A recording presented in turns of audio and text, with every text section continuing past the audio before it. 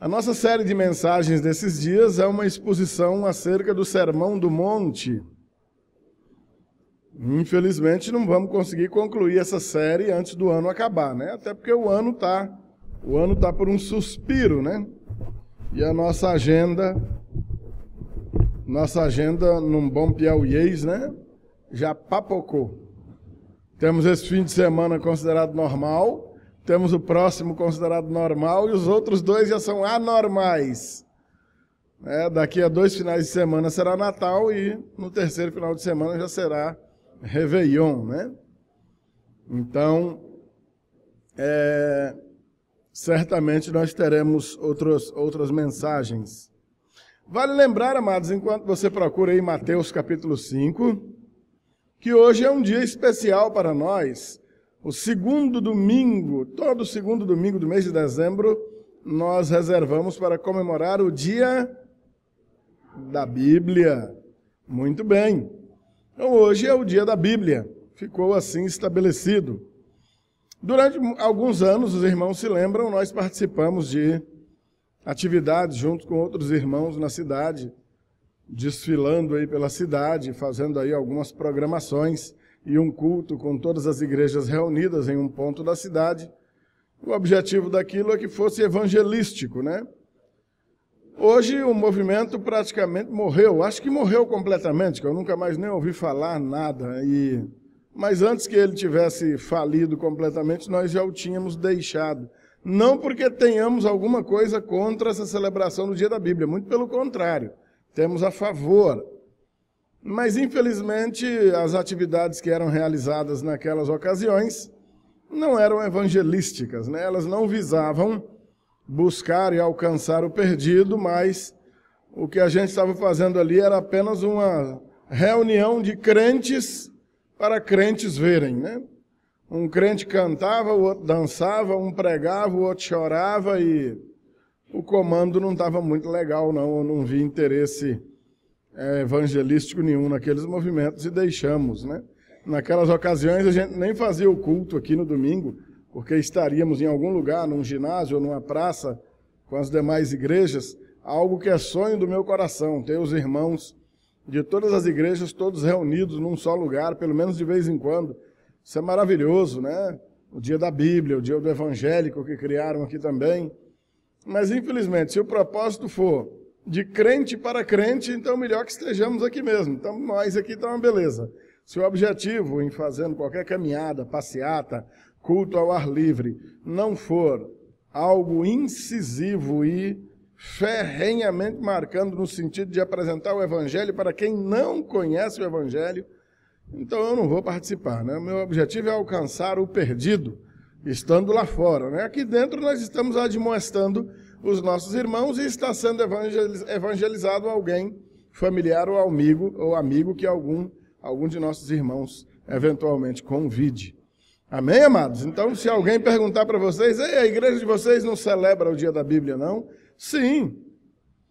Estamos alegres pela data, pela ocasião, não temos nada contra, mas não estamos nos juntando com outros irmãos porque não estamos entendendo que o propósito seja o alcance dos perdidos e, nesse sentido, a gente respeita, deixa os irmãos lá, Deus os abençoe, mas nós vamos ficar pelejando por aqui mesmo. Amém?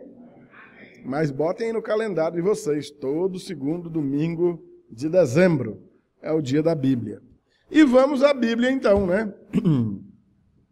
Evangelho de Mateus, capítulo de número 5. Hoje nós vamos ver todo o resto do capítulo 5, versos 17 até o 48.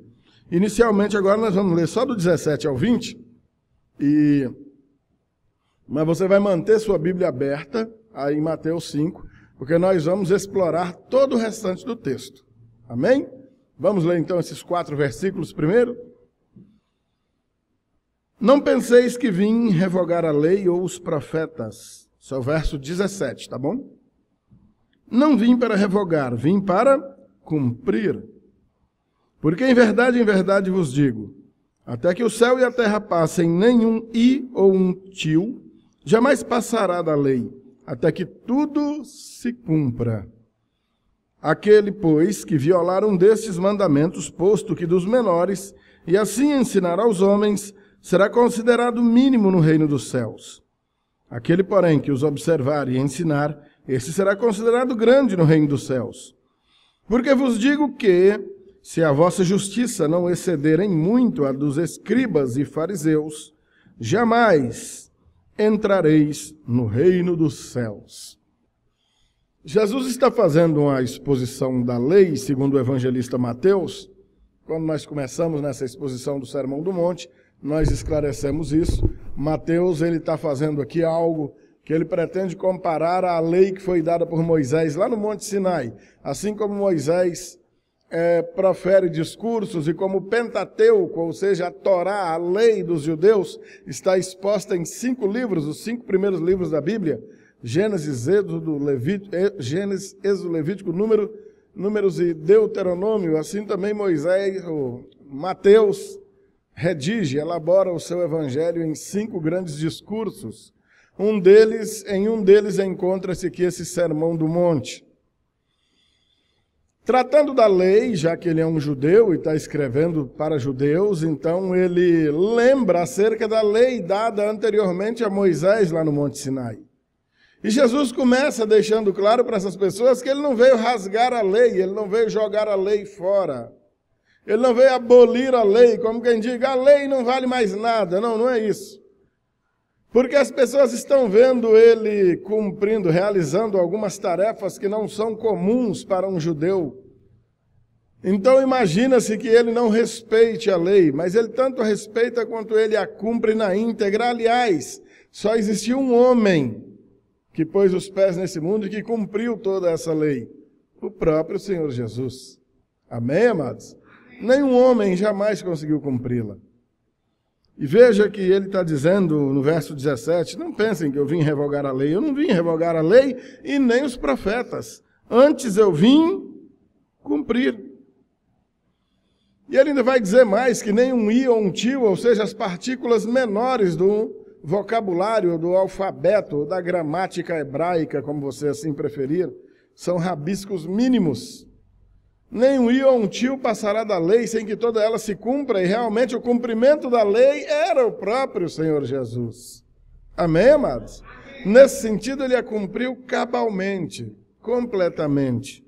E que aquele, pois, verso 19, que violar um desses mandamentos, posto que dos menores, e assim ensinaram, além de violar, ensinar aos outros de modo errado também, então será considerado mínimo no reino dos céus. O contrário daquele que observa e que também ensina adequadamente, será considerado grande. E aí o verso 20, que é o que vai dar base para o que nós vamos pregar hoje.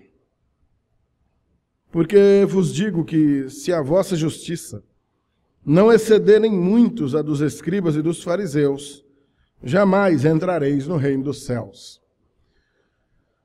A ênfase está depositada na justiça, e essa justiça excede, mas excede muito os conceitos de mera religião, mera religiosidade que nós temos. Os religiosos dos dias de Jesus eram tremendamente zelosos quanto ao cumprimento dessa religião. Eram homens irrepreensíveis no tocante ao cumprimento de tudo que essa lei expunha, principalmente no que diz respeito aos aspectos exteriores. A roupa era impecável, aquilo que ele comia, as palavras que ele proferia, o jeito de andar, as coisas que ele podia ou não tocar, as datas que ele obedecia, a guarda do sábado, um punhado de coisas, ritos da lei, sacrifícios. Em tudo isso, esses homens eram irrepreensíveis, ou seja, eles eram considerados justos porque eram bons observadores da sua religião. Mas Jesus está dizendo para quem? Seus discípulos. Ou seja, para mim e para você aqui também. Jesus está dizendo que se a justiça dos seus discípulos não fosse muito superior à dos escribas e dos fariseus, esses discípulos de Jesus jamais entrariam no reino dos céus. Desse modo, meu amado irmão, minha amada irmã, preste muita atenção. Desde muito tempo esse recado vem sendo dado e até os dias de hoje nós temos gente tropeçando no que não deveria tropeçar. Literalmente o que Jesus está dizendo é: ei, ser um bom religioso não basta. Ser um bom religioso, um bom guardador, um bom observador de preceitos religiosos, até que serve como um bom sinal exterior de que você é um homem justo, uma mulher justa. Todavia, aquilo que os olhos das pessoas da rua não podem ver e que só os olhos do Senhor contemplam, precisa ser observado de modo muito mais cuidadoso. Porque tudo isso pode, a prática, ou a não observância, ou a falta de cuidado, do entendimento de que Deus a tudo vê, e que o julgamento preciso, cuidadoso, correto do bondoso Deus, a tudo julga, a tudo contempla, a tudo observa, nada passando oculto aos seus olhos, e que esse julgamento perfeito dele é quem vai mostrar o que ou quem realmente nós somos.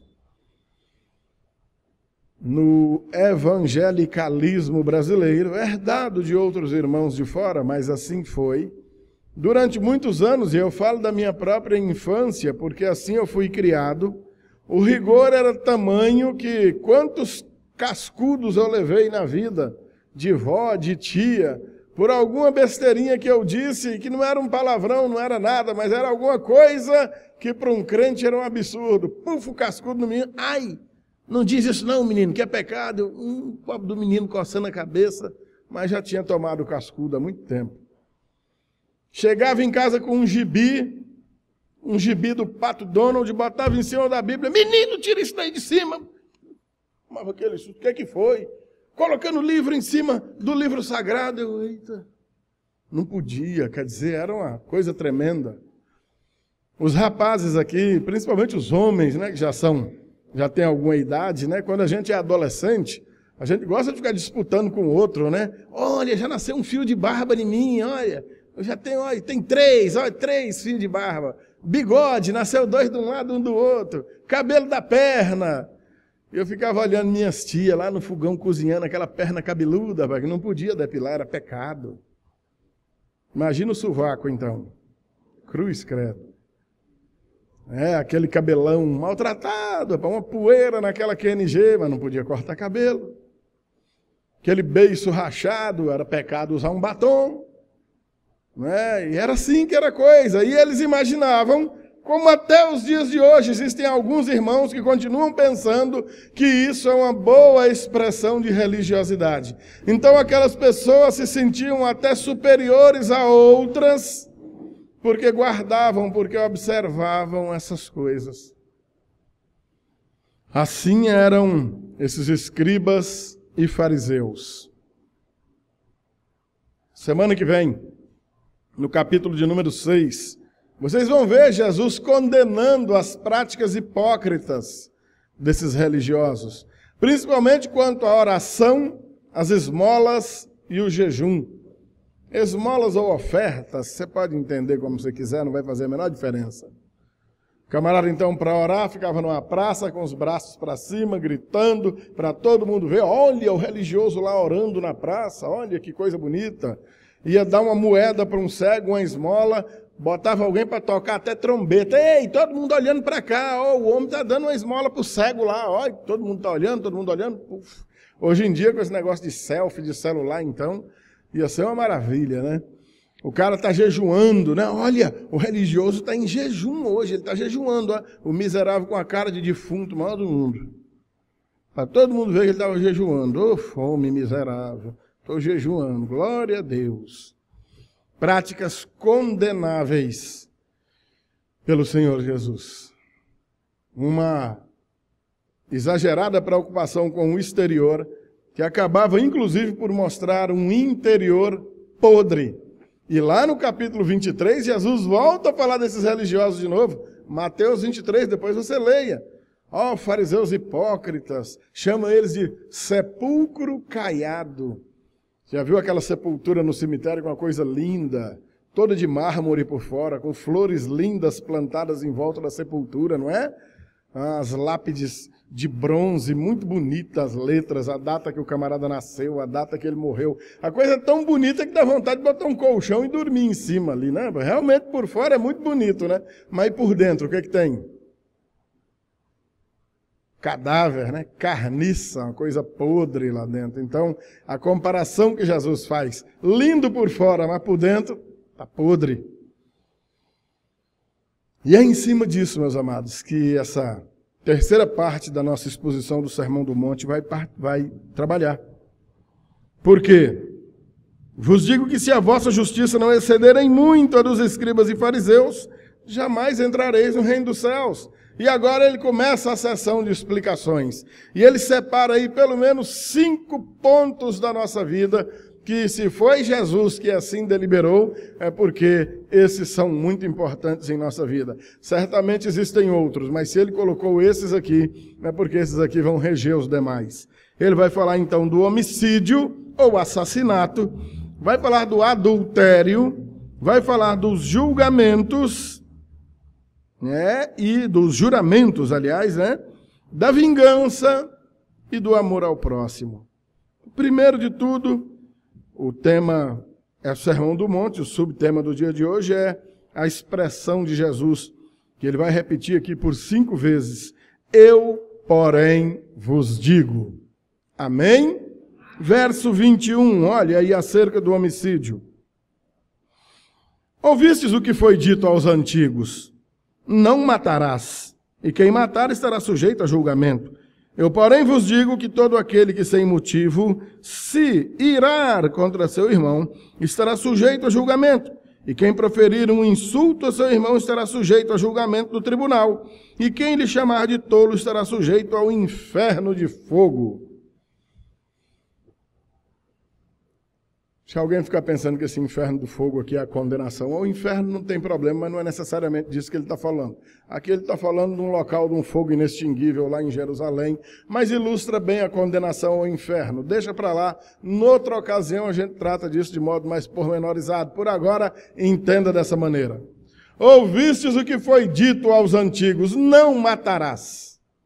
Na verdade, não matarás é um mandamento, está lá no decálogo, na lista dos 10 mandamentos, está lá o não matarás. Inclusive é um trecho da Escritura mal interpretado, né? Você pega um soldado crente, um homem de Deus, vai para a guerra defendendo sua nação, e lá na guerra atira no inimigo, mata o inimigo, soldado do exército inimigo, pronto, agora o soldado vai para o inferno. Calma, não é assim não. Nosso irmão que é policial militar, tá aí a bandidagem aí na rua, troca tiro com bandido, graças a Deus não foi o bandido que acertou ele, foi ele que acertou o bandido morreu, pronto. O irmão que é policial então está condenado. Não, não é assim que funciona não. Isso não é assassinato, né? Isso é outra coisa. A palavra aqui está condenando o assassinato, o homicídio. É o matar o outro à toa, sem motivo. O ladrão que mata para roubar. O camarada que bebe umas cachaças aí e mata o outro aí. Nós temos exemplo aqui na cidade do camarada que matou o companheirão dele, o amigo, criado junto. Os dois tomando uns goró, se estranharam, um passou a faca no outro, matou. Desse tipo de matança. Aliás, aproveitando para falar nesse negócio de cachaça, larga essa desgraça. Minha esposa estava me chamando a atenção essa semana. E sabe quem escuta a mulher, né? Amor, você fica respondendo aí para os homens que beber não é pecado e coisa e tal. O pessoal está confundindo, estão achando que pode beber, então. Meu querido, não existe associação de vida decente de nenhum homem ou de uma mulher onde a bebida seja algo que faz parte do seu cotidiano. Não existe uma instrução bíblica onde uma bebedeira aconteceu e ela não tenha sido seguida de uma desgraça, de uma tragédia. Então você que tem o hábito de beber, abandona essa porcaria.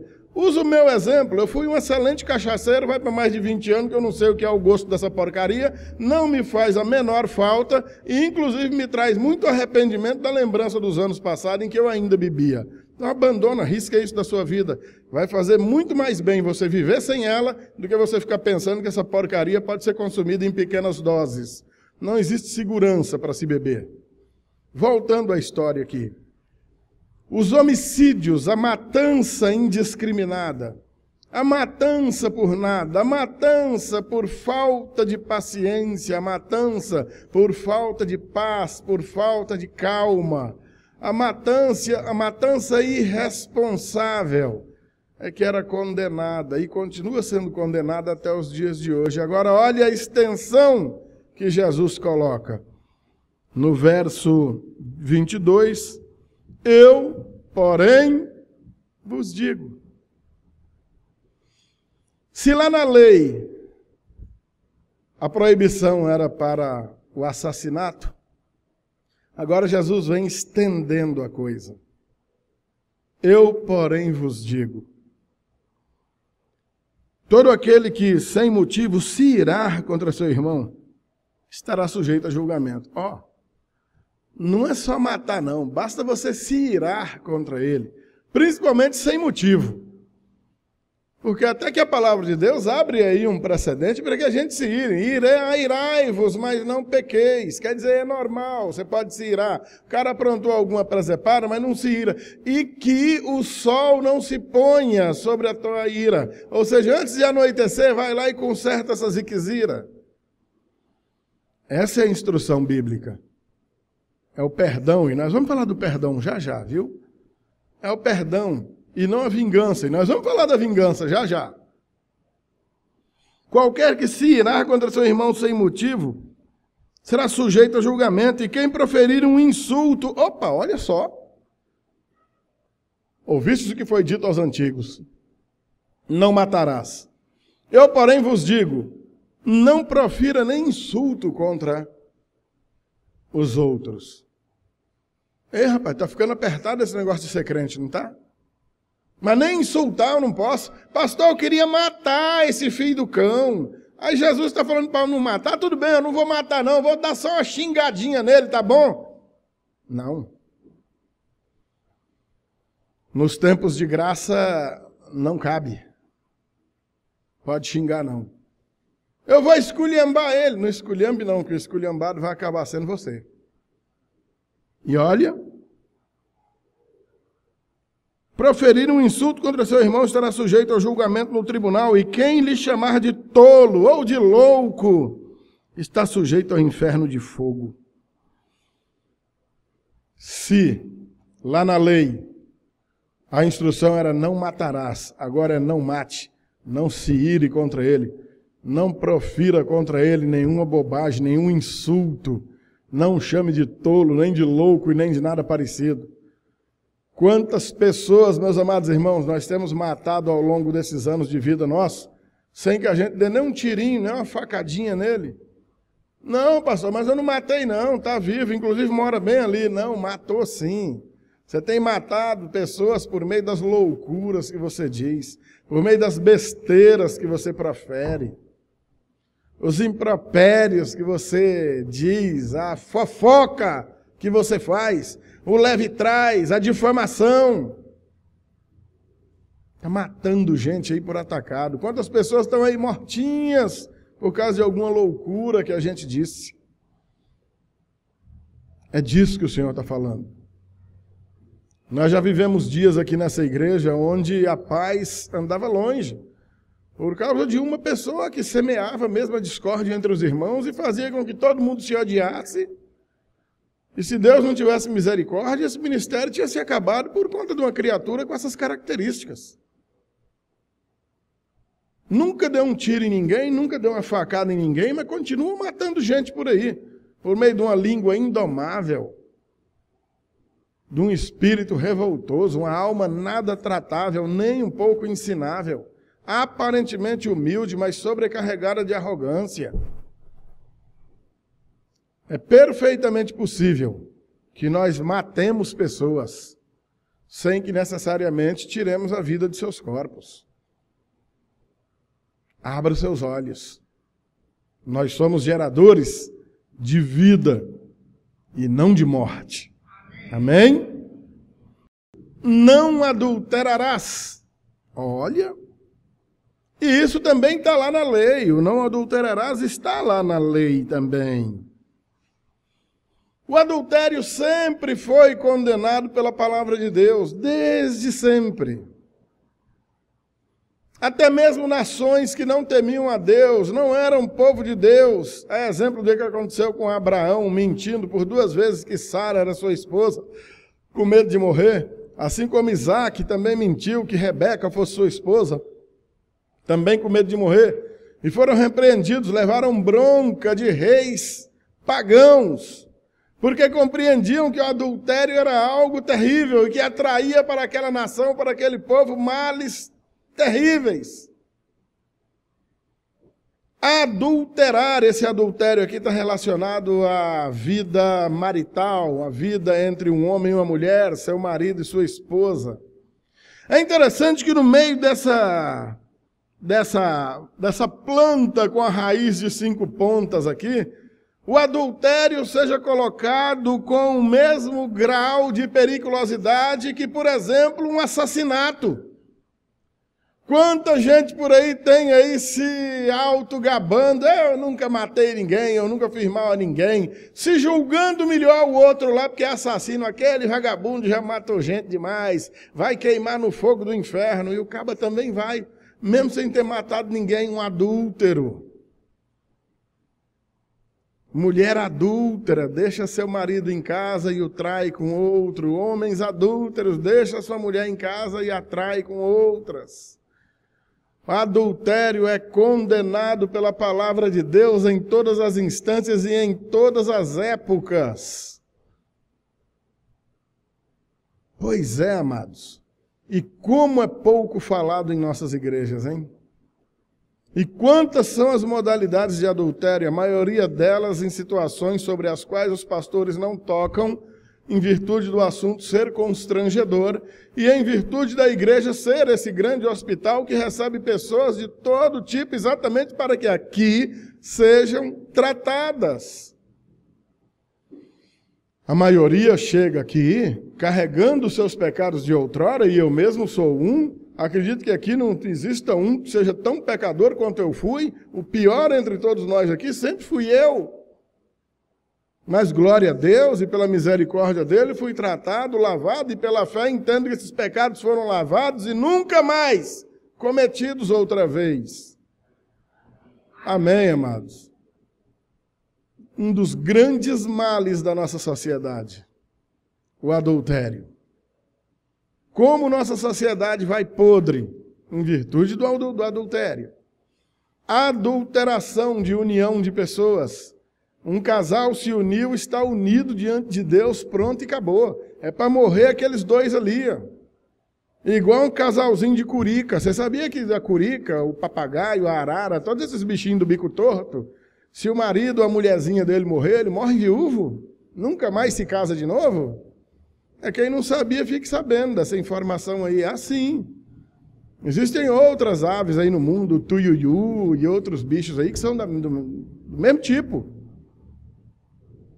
Talvez a natureza tentando ensinar para o homem, é assim que funciona. Mas pelo menos conosco, no caso de viuvez, Jesus abriu essa exceção. Ó. No caso de viúvo, pode se casar de novo. Só no caso de viúvo. Não existe outro precedente para se casar de novo. Aí alguém diz, mas pastor, mas e agora? Mas se você já chegou aqui assim, amado, glória a Deus, ainda bem que você chegou aqui. Agora, vamos trabalhar no conserto. Antes você não sabia disso, agora sabe. Então agora, ó, morra do lado dessa criaturinha que está aí com você. Amém? Porque se você desmanchar essa, qualquer outra que você arrumar, é adúltera. Está todo mundo em adultério, era só 2, agora passa a ser 4. É o outro que vai arrumar para lá, o outro que você vai arrumar para cá, e vai virando aquele angu de caroço. Adultério, um dos grandes males da nossa sociedade. Quantos filhos mal criados, porque uma família rachada não tem como criar bem. Você que está aí, balança, mas não cai, separa, não separa, tome rumo, separe não. Arrume tua vida, conserte tua vida diante de Deus e preserve esse teu casamento, porque isso é que é bênção diante de Deus. Você crê que Jesus cura doença? Amém? Crê ou não crê? Você crê que Jesus cura doença incurável? Amém? Crê. Você crê que Jesus ressuscita mortos? Amém? E não crê que ele conserta teu marido? Ou tua mulher? Ué, de repente Jesus ficou fraco, né? Ele conserta qualquer coisa. Faz até o morto reviver. Mas não é capaz de consertar teu marido? Nem tua esposa? Não conserta teu casamento? Quer dizer que ele só é forte até onde você quer. Aí você quer separar, então aí você não quer que Jesus seja forte, não. Você quer que ele seja fraquinho, né? Vocês entendem onde nos leva nossos egoísmos, né, queridos? E as consequências dessas loucuras a gente tanto colhe, quanto assiste pessoas que nós conhecemos colhendo anos e anos depois. Triste, mas é uma realidade triste com a qual a gente tem que conviver. Consertar nossas próprias vidas e ser um portador dessa mensagem para anunciá-la a outros também. Amém, amados? Mas Jesus estende a coisa, né? Ouvistes o que foi dito aos antigos, né? Não adulterarás. Eu, porém, vos digo. Quando Jesus vem dizer, o negócio aperta mais um pouquinho, né, rapaz? Qualquer que olhar para uma mulher com intenção impura no coração, já adulterou com ela. Ih, rapaz! Agora o negócio fica meio complicado, porque normalmente passa uma mulher muito bonita, com aquelas prerrogativas, aqueles dotes, pelo menos para quem é interessado pela matéria, né? A gente olha e a gente não imagina, ei, rapaz, uma mulher dessa deve fazer uma Maria Isabel. Olha isso na beira do rio ali, lavando roupa. Vou falar para você, viu? Mas os tempos são outros, agora é moderno, né? A gente olha e não é dessas coisas que a gente pensa mais, né? Ou essa mulher administrando uma empresa. É claro que não, né, amados? O Senhor está falando aqui das intenções do coração.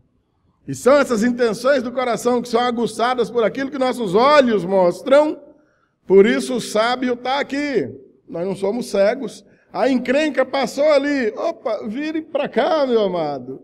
Ali está passando um camarada, um carroceiro, com um burro bonito, puxando a carroça. Ô, burrão bonito, rapaz. Olha, benza a Deus. Olha que maravilha esse burro, rapaz. Olha essa carroça desse companheiro, rapaz. Os pneus novinhos, olha. Não vira para lá, não. Você sabe que a encrenca está para lá. Olhe para cá. Eu estou dando esse conselho para homens, né? Porque homem é muito seduzido pelo que vê. Já o bicho mulher é muito seduzido pelo que...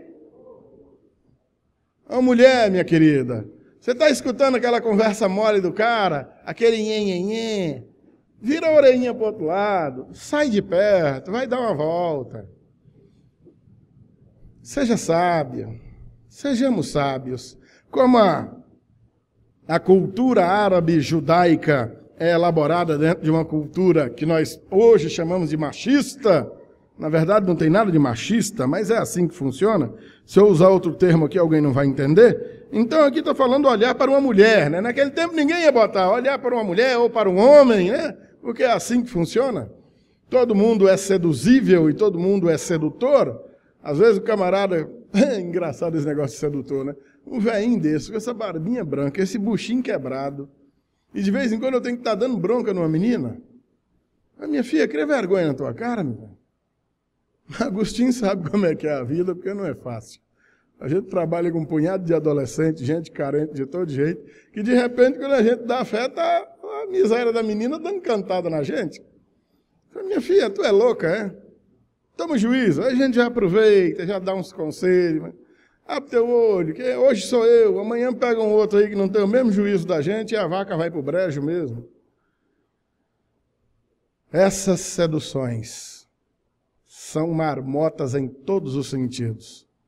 E quando o Senhor estende essa situação, falando não apenas da consumação do ato do adultério, mas tão somente o ato de tropeçar. Quem tropeça necessariamente não caiu ainda, mas balançou para cair, na verdade. E ele continua dizendo nos versículos seguintes, então, que se teu olho te faz tropeçar, arranca e lança para longe de ti. É melhor você entrar no céu caolho do que com o corpo inteiro, bonito, sarado, queimar tudo no inferno. Temos que ter cuidados muito maiores do que os cuidados que a maioria das pessoas desse mundo precisam ter. Servir a Deus não é tarefa fácil. Seguir Jesus não é brincadeira. Nós não fomos chamados para uma vida de diversão. Não fomos chamados para brincadeira. Jesus nos avisou que nós somos, por causa dele, por causa dessa obra do Evangelho, considerados como ovelhas para o matadouro. Estamos todo santo dia expostos à morte.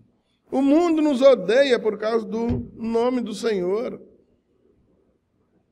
Amém, amados? Adultério é condenado em todas as instâncias. Homem, morra com essa mulher aí, ame-a, valorize-a, porque isso é mandamento do Senhor. Mulher, morra do lado desse abençoado que Deus te deu. Moças, rapazes que ainda não se ajeitaram na vida, abra os seus olhos. Nem imagine, nem cogite no teu coração esse sair experimentando um aqui, outro acolá, porque isso é confusão diante de Deus. Ore a Deus, case-se e vá ser feliz para o resto da vida, do lado dessa figura que Deus te colocou aí do lado. Isso se foi Deus que colocou, né? Porque o pessoal às vezes chega para nós aqui numa choradeira, mas onde foi que tu arrumou essa criatura, minha irmã? Ah, foi lá no forró, não sei de onde. Mas minha querida, você queria arrumar algo diferente por ali? Você queria mesmo arrumar um santo no meio de uma muvuca daquela? E eu estou falando de servas de Deus, irmã. Doído, né, queridas? Versículo 33. Também ouvistes o que foi dito aos antigos: não jurarás falso, mas cumprirás rigorosamente para com o Senhor os teus juramentos. Amém, amados? O voto, o juramento. No passado o voto já era tido dessa maneira, né? Ninguém é obrigado a votar, mas uma vez votado, cumpra ligeiro. Não tarde no cumprimento de seus votos. Votou, cumpra ligeiro. E os nossos velhos juramentos, meu querido, aquele velho juramento, eu juro. Você sabe o que esse eu juro quer dizer, amado? Que você é uma pessoa sem credibilidade. É isso mesmo. É preciso que você jure por alguém. Quando você diz, rapaz, eu juro por Deus, quem é você? Jura por quem, rapaz? Poderoso, hein? Jura por Deus o quê, pai? Quem é você? Você se tornou procurador de Deus agora? Juro pela alma da minha mãe, cabra bom de uma taca. Quem somos nós? Nós não somos guardiões nem de nossa própria alma, que dirá da alma da mãe da gente. Quando você usa qualquer outra pessoa, é porque você entendeu que o teu próprio nome, a tua própria pessoa já caiu em descrédito. Olha o que a palavra diz no versículo de número 37. Seja, porém, a tua palavra sim, sim, e quando for não, é não. E o que passar disso é de procedência do maligno. Diga o que é, pronto, acabou, não precisa jurar não. Pastor, mas não vão acreditar em mim. Se você estiver mentindo, o problema é teu. Mas se tu está falando a verdade, o problema é do outro que não está acreditando, querido. Não perca a tua credibilidade. De repente tu mente tanto, eu conheço uns camaradas, eu não posso dizer. Os caras são doentes, eles mentem tanto, que eles acreditam na mentira deles. A mentira deles virou a verdade, do tanto que eles ficaram viciados em mentir.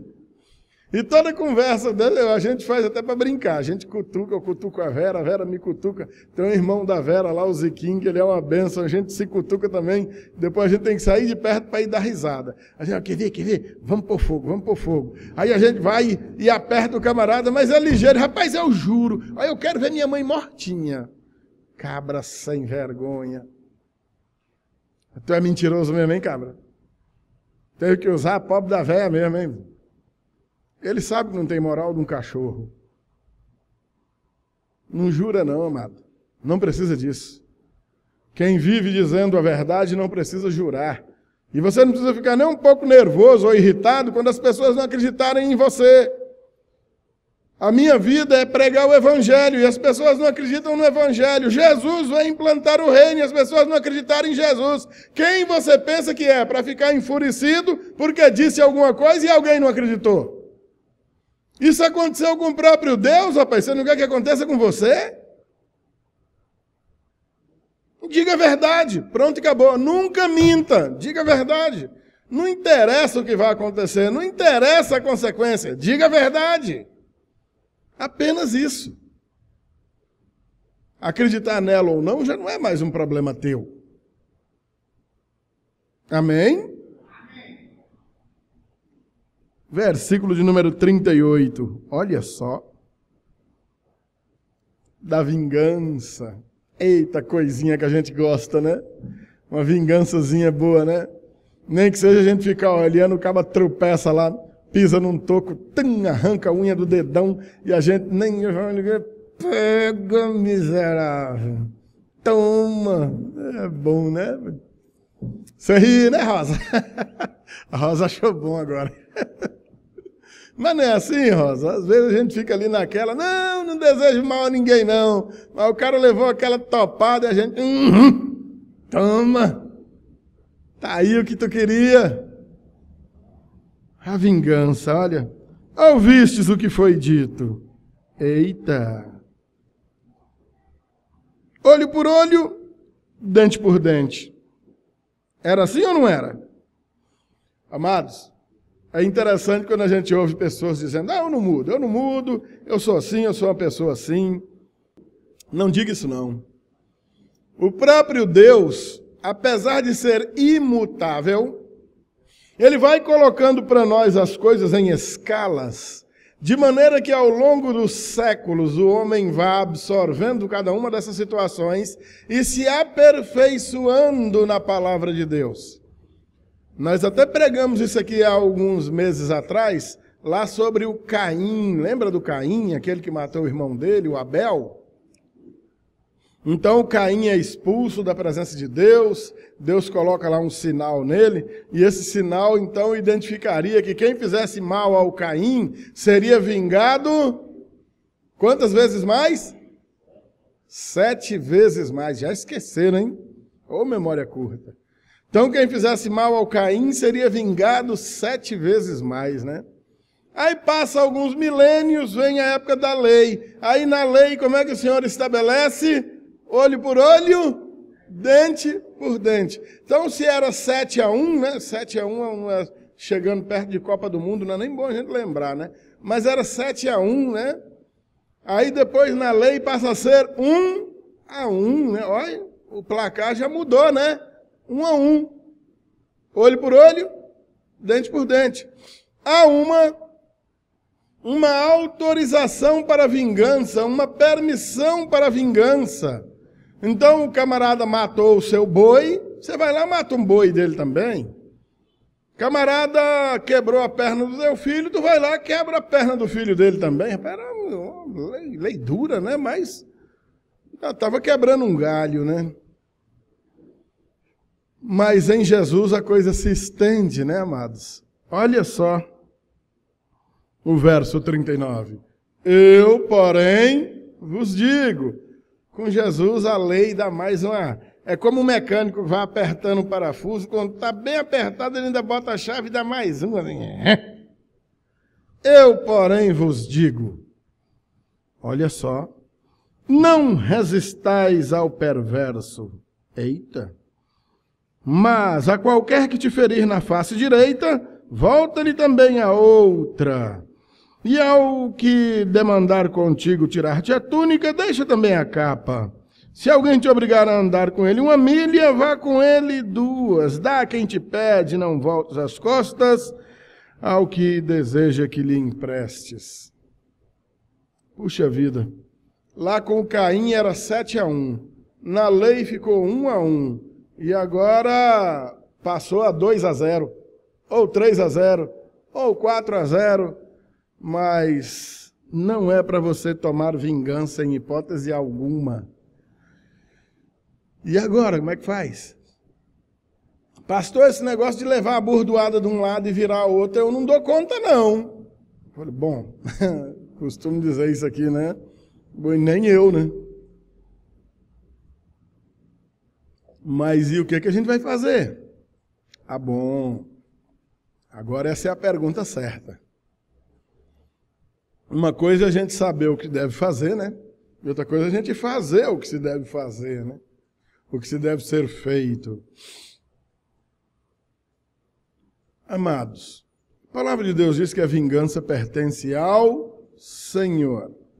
E eu posso te garantir, queridos, que a duras penas eu tive que aprender isso.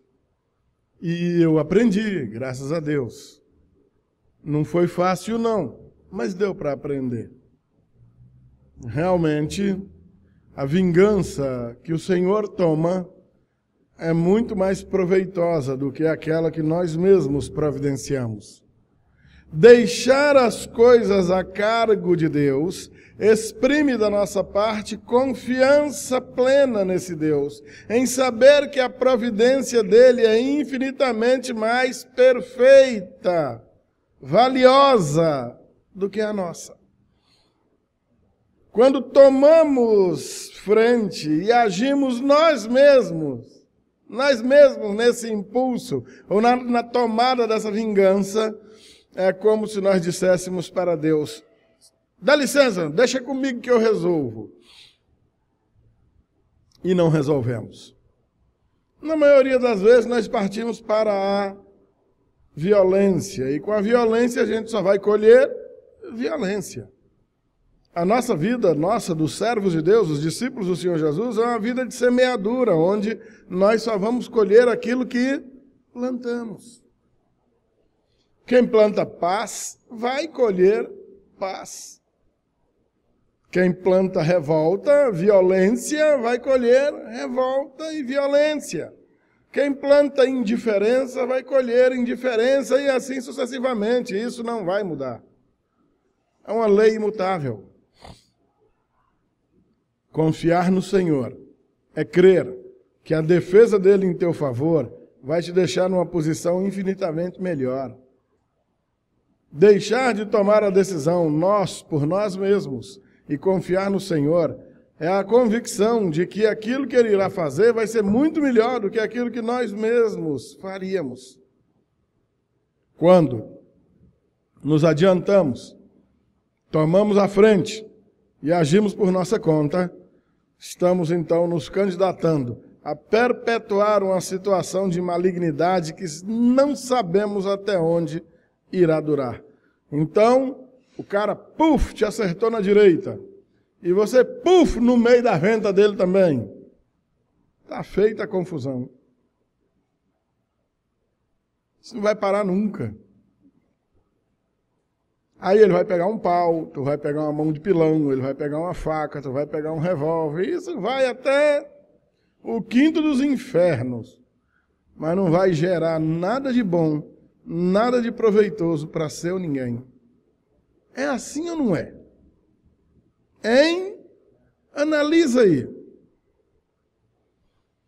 E quando você humildemente se curva, baixa a tua cabeça, diz para o ofensor: Deus te abençoe, querido.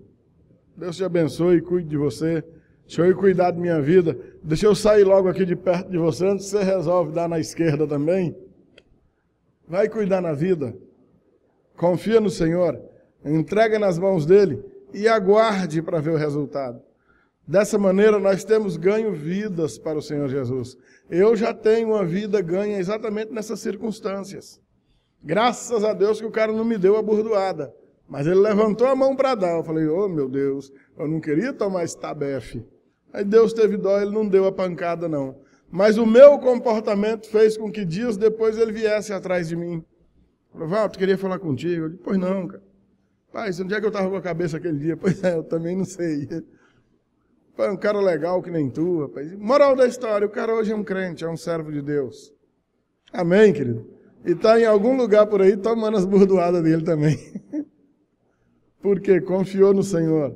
Confiei no Senhor. E certamente ele está confiando no Senhor também. E a vingança do Senhor é muito mais doce e proveitosa do que a nossa. Amém, amados?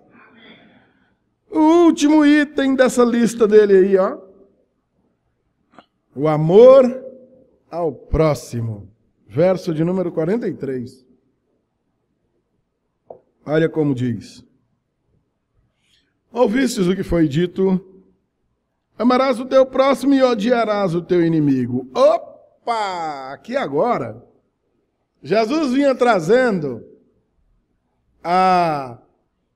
os itens da lei conforme eles eram apresentados pelo próprio Deus. Agora o Senhor acaba de colocar um item da lei que não foi estipulado por Deus, que Deus nunca mandou odiar o inimigo. Esses já foram os escribas que colocaram. Não, a gente só tem que amar o nosso próximo. O inimigo é para a gente odiar. E é aqui onde o Senhor apertou a coisa para valer. Aqui deu um nó na cabeça dos religiosos. Aí o Senhor vai e profere o famoso. Eu, porém, vos digo, ô bênção de Deus, amai os vossos inimigos e orai pelos que vos perseguem, para que vos torneis filhos do vosso Pai Celeste, porque ele faz nascer o sol sobre bons e maus, vira a chuva sobre justos e injustos. E mais, porque se amardes os que vos amam, que recompensa você vai ter? Até os publicanos fazem isso.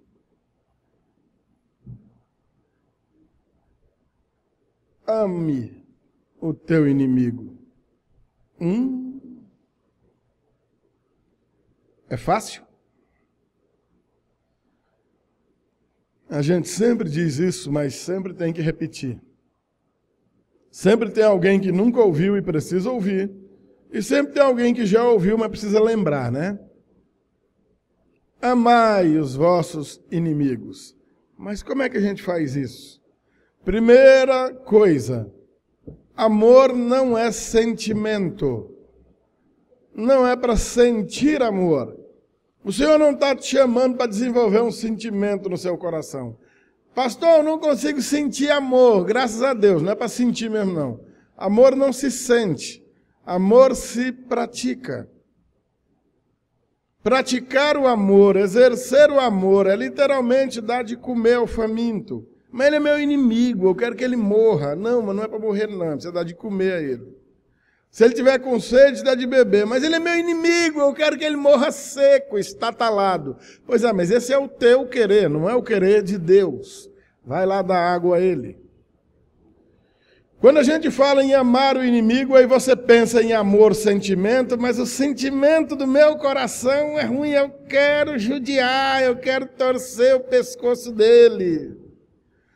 Pastor, eu queria tanto dar uma facadinha nele, só uma facadinha, assim, 12 polegadas, assim, torcer o cabo só um pouquinho. Esse é o desejo do meu coração. Pois é, amado, o Evangelho está te chamando para domar esse desejo do teu coração. É para amar. Amar é servir. Dar roupa se ele estiver nu. Dar comida se ele estiver com fome. Água se ele estiver com sede. Visitá-lo se ele estiver desamparado, abandonado. Orar por ele. Abençoá-lo e não amaldiçoá-lo. Dá para você? Amém? Tem que dar. Mas eu não dou conta, pastor. Nem eu. Sem o Espírito Santo, não vai. Você não dá conta, eu também não dou e ninguém dá. É no poder de Deus. É no Espírito Santo que o Senhor tem derramado sobre os seus discípulos. E se você é discípulo dele, você recebeu também desse Espírito. E é perfeitamente possível que você obedeça a esse mandamento. Amém, amado?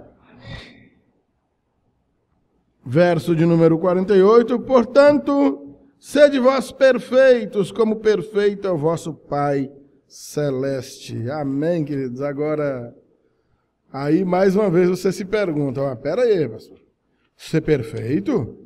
Não, mas não dá para ser perfeito, não existem homens perfeitos, não existem homens perfeitos, mas existem homens que perseguem essa perfeição, que se empenham por essa perfeição. Nós vamos morrer velhinhos, rapaz, lutando e sem ser perfeitos, mas lutando por essa perfeição. Todo dia curando algum mal em nós. O que não dá para você ter conhecido Jesus hoje e anos depois continuar incorrendo nos mesmos erros dos tempos de ignorância. Porque aí já é burrice consagrada, né, amado? Se tem que haver mudança, vamos mudar. Hoje a gente conserta um item da nossa vida. Amanhã a gente conserta outro. Semana que vem a gente conserta outro. Daqui um mês a gente conserta outro e vamos lá. É igual aquele carrinho velho que a gente tem. Não dá para ir consertar tudo numa lapada mesmo, não. Amarra ali o que está arrastando no chão de arame, vamos rodar mais uma semana. Semana que vem a gente bota um parafuso, não é assim que a gente tem feito, Agostinho? Quebra de um lado, nós amarra do outro, fura daqui, nós emenda lá, bota um super bonder, passa uma fita, amarra com a correia e vamos embora.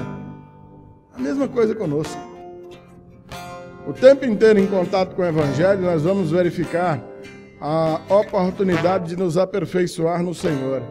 E se Ele está mandando ser de perfeito como perfeito é vosso Deus, é porque Ele está dizendo que Ele é capaz de te aperfeiçoar. Se submeta a Ele. Submeta-se a Deus, em nome de Jesus. Amém, querido? E eu te garanto que vai dar tudo certo.